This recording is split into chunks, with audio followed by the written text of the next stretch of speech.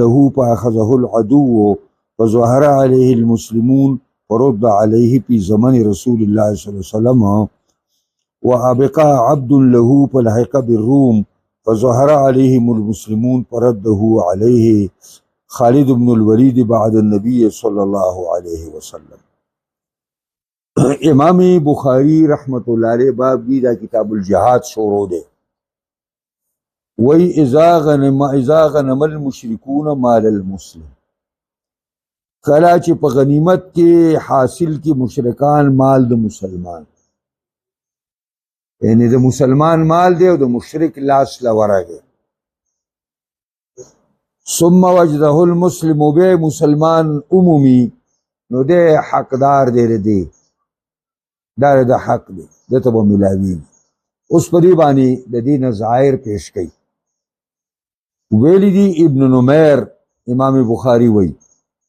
چې ما ته بیان کړي عبید الله د نافعنا او نافع د عبد الله بن عمر نا قال عبد الله وای ذهبا پرس له تختیدل او اس دا خپل خبره کوي تختیدل او اس دا نو په خذه العدو دشمنانو په لاس کې ورغلو عبد الله بن عمر اس ته و تختیدل هغه د کفارو زمکه ته لاړ کفارو په قبضه واچوله وظهر عليهم المسلمون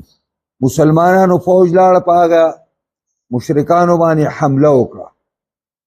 چې په مشرکانو حمله وکړه هغه وویل اسه چې ورسره و دا ورته پاتې شو نو هغه اسم پکې راغی نو پرود علیه په زمان رسول الله صلی الله علیه وسلم دا دی عبد الله صاحب ته واپس کړی شو په زمانه د پیغمبر اسلام پیغمبر خا ژوند دی او داغه په زمانه کې دغه زما اسما ته دوباره مجاهدین راکه چې راستا حق دی وایي دویم یو داش وای چې و ابقا عبد له ناشنا کار دی دام د کار غړي د عبد الله بن عمر مړی دی مړی او تختید ولحق بالروم رومیانو ته ورسید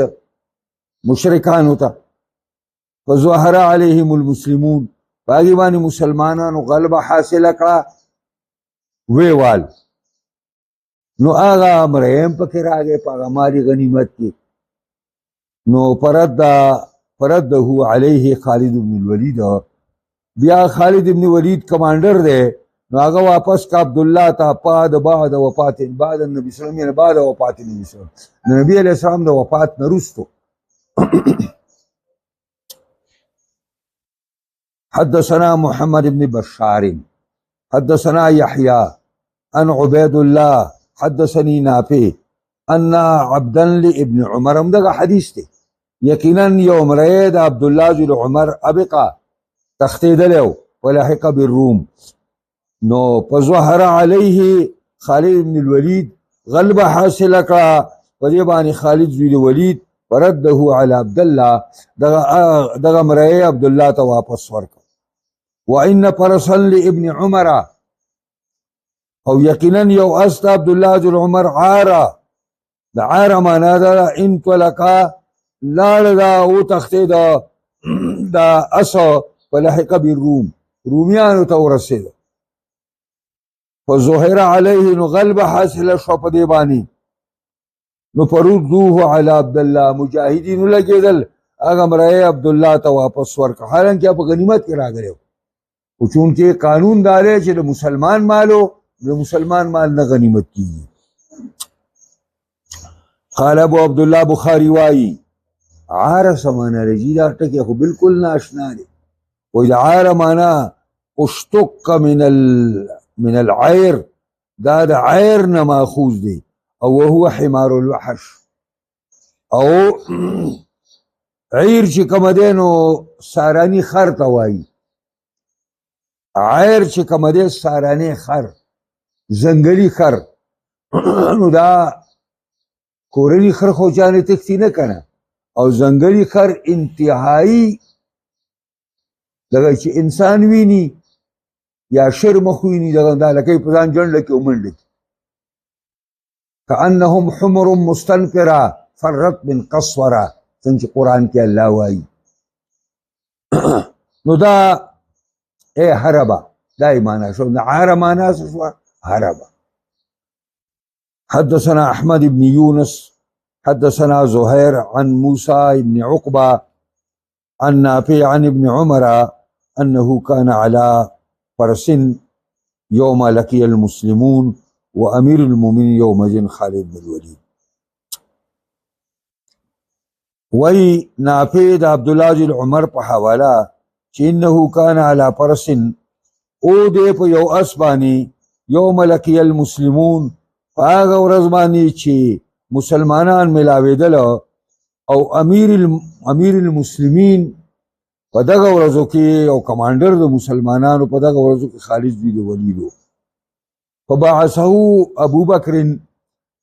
پس اولیګل دل ابو بکر صدیق دغه علاقه ته نو فاخذه العدو نو فلما نوي چې خالد ولی و لګل او د ابو بکر صدیق نو دغه اس چې کوم دی دا او تختید نو اونیو دی لره چې کوم دی نو د دشمنانو په لاس کې ورغه فلما هزم العدو کله چې دغه دشمن وهل شو شکست خورده شو نو رد خالدون پرسو خالد رضی الله عنه لګید عبد الله بن عمر ته خپل اسور کو باب من تکلم بالفارسیه والرطوانه امام بخاری باب دی پدی کې یو سړی یو خبرې په فارسی کې کوي یا خبرې کوي په غیر عربی کې رنتوانا بس هر هغه جبه توای چې د عربی نه علاوه بس عجمی ورته وایا او قوله تعالی او دې کې د قول الله ته وګوره چې یو شان انسانان دي یو جبه ده یو غاښونه دي یو شونډې دي یو مری ده او انسان خبرې کوي یو چې خبرې شروع کی بس دا خبرې شروع کی سرور د پښتو بل شروع کی اردو وي بل شروع کی هغه انګریزي وي بل شروع کی هغه عربي وي او یو انسان دی نو دا واختلاف السنتکم والوانکم ستاسو د جبو دا ګډوډوالی دا د الله د وجود او د یووالي دلیل دی والوانکم او ستاسو د رنګونو دغه یو آدم او یو حوا به او د هغې نه د دنیا ډکه شوې ده او څه خلک پکې تک تور دی او څه پکې چې کوم دی تک سپین دي او څه پکې سره دي او څه پکې زیړ دي دا مختلف دا د رنګونو اختلاف دا هم د الله د وجود او د الله د یووالي دلیل دی وقال وما ارسلنا من رسول الا بلسان قومه الله فرمایي نه دی لېږلی مونږ یو پیغمبر مگر په ژبه د خپل قوم باندې چې کوم قوم تم پیغمبر راغلی دی د هغه قوم په ژبه باندې هغې ته راغلی دی حدثنا عمرو بن علي حدثنا ابو عاصم حدثنا حنزلة بن ابي سفيان اخبرنا سعيد بن مينا قال سمعت جابر بن عبد الله رضي الله تعالى عنهما قلت يا رسول الله وما ورته دا الله پیغمبره ذبحنا بهمه لنا الله پیغمبره ما یو کورنۍ چیله یا لاله کړی ده پیږی پرې باندې یو بوهیمه ده چې لوکۍ مې لاله کړی ده او وطحنت صاعا من شعير او خزی میچن کړی ده یو دړی وربشې میچن کړی دي میچن خو پیژنئ کنه این سرور سر خوځوي تاسو د خوځوئ ځکه چې تاسو میچن نه دی لیدلی میچن به دغه ماشین دی او جرنده دا جرنده خوړه وه د لاس وه په کور کې مزه لا جرنده ورته ووایه میچن بیا ورته مونږ ویله من کم وه نو وطحنت صاعا او ښځه مې چن کړې ده چې کوم دی یو صاع یعنې یوه دړۍ وربشي دا اوږد حدیث دی خو دلته دیو چې نبی علیه الصلاة والسلام مخ مبارک کې داسې لږه راته معلومه شوه نو زه رالمه او کور کې مې ښځې ته ویل چې څه شته ویل چې څه خو نشته یو دړۍ وربشي ما چې دغه وړه کړه او زما چیلۍ وه زر مې راونیول ایسته مې حلاله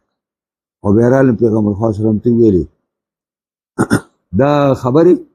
دا جنګ خندق کنیستی کېږي جنگ خندق کنیستی کېږي داسې وخت دی زه رالم فتعال وی ما ورته د الله پیغمبره من که راشه فتعال انت و نفر ته راشه یو ډله ځان سره راوله فصاح النبي صلی الله علیه وسلم نبی علیہ السلام په خپله آواز وکړو چې خندق والو فقال یا اهل الخندق اے کنده استونکیو ان جابرا قد صنع لكم سورا یقینا جابر تیار کړی ستاسو دپاره ماته ډوډۍ سور ماته ډوډۍ ته ویلي ماته ډوډۍ انتظام یې تاسو له کړی دا د ماته ډوډۍ دغه په عربو کې پخوا نه دی فحی هلن معنا دا ده چې ماته متوجه شئ او زر راځئ د دې دا معنا د حی هلن معنا دا ده چې تلوار وکئ ماته مخ کوئ تاسو متوجه شئ او زر راځئ حی هلن بکم یعنی معنا دا ده چې تلوار وکئ په خپلو ځانونو باندې ځان را ورسوئ خلک وګوي او ټول راغله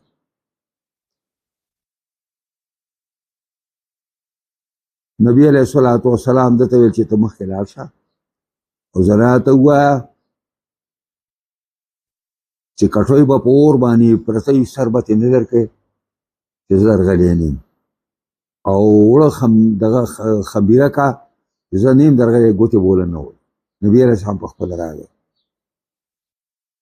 هغه زنانه ته د جابر وویلې چې ځان سه یو بله مو ګوره بله زنانه چې ملګرتیا درسره وکړي نو هغې به ډوډۍ پخوله